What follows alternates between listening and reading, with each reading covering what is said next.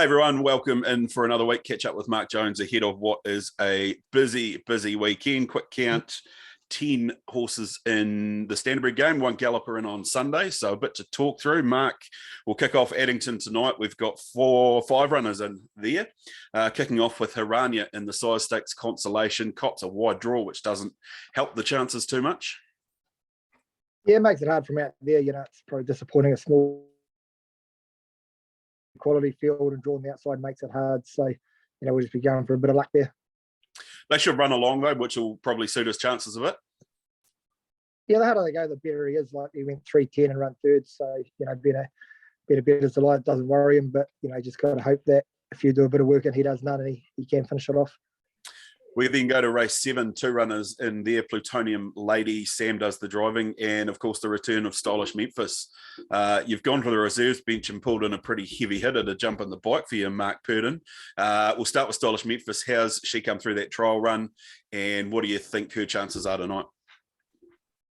Yeah, we lose Ricky through suspension, and we're probably a bit short on drivers until I realised Mark done a pretty good job with her in Australia. So, we lose nothing there, but I'm pretty happy with her. She trialled up good and she will improve, but in saying that, her work is pretty good. She's pretty sound, and we're pretty happy with her. So on her work at home, I'll expect it to be pretty hard to beat tonight. Excellent. Plutonium Lady's also in the race. What do we make of her chances? She obviously hasn't had the greatest of luck in the barrier draw stakes in a while, but is this a race where she could really put her hand up and be noticed?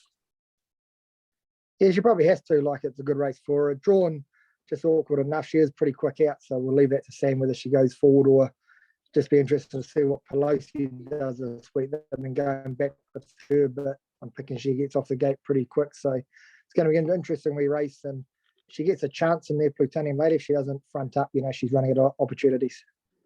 Art Attack returns after a bit of a let-up. Where's he at heading into tonight? He seemed good, actually. Trial quite good against Stylish Memphis the other week, and it's a good even field. He's drawn midfield, but he will improve with racing as he does. But he's probably one that might surprise a few tonight, and I don't think he'll be too far away. And so Princess rounds out the team in race number 9, looking to find a bit of form. Yeah, she's just got a trot, and she seems better. But it's good, a good mares race. It's good to turn up for good money for race mares only. But knowing with her, she will need some luck. Then it's off to the grass track of Orari on Sunday with 3 runners in there. Blair sticks with Celsi Bill in race number 3, and what's a very, very good maiden field, I thought.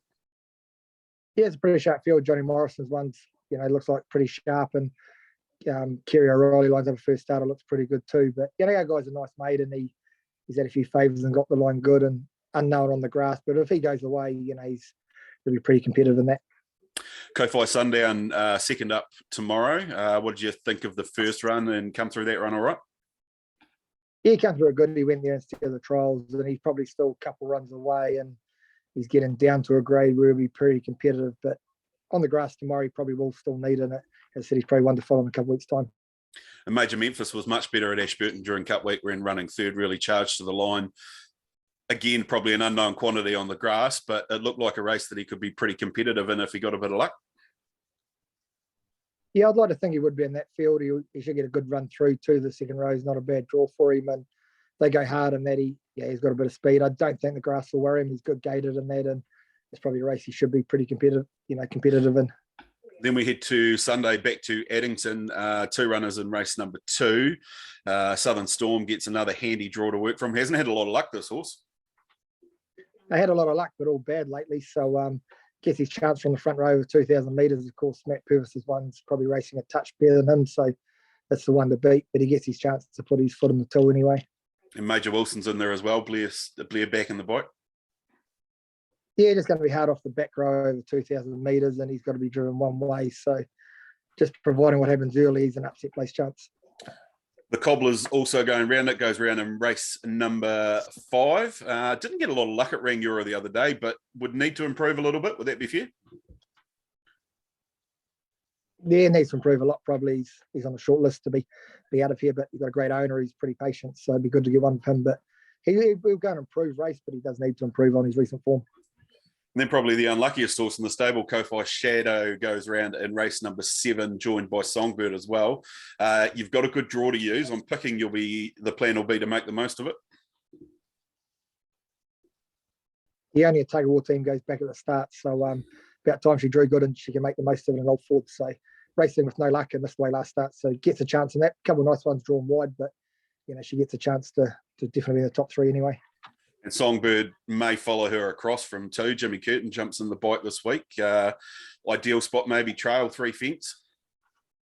Yeah, she gets across and she gets off the gate good. She get across the 1 also okay and put herself in a position where she's racing good without. She could be going a couple lengths better, and in that race she gets a chance. She should find the markers without doing too much work, and she should be thereabouts at the finish.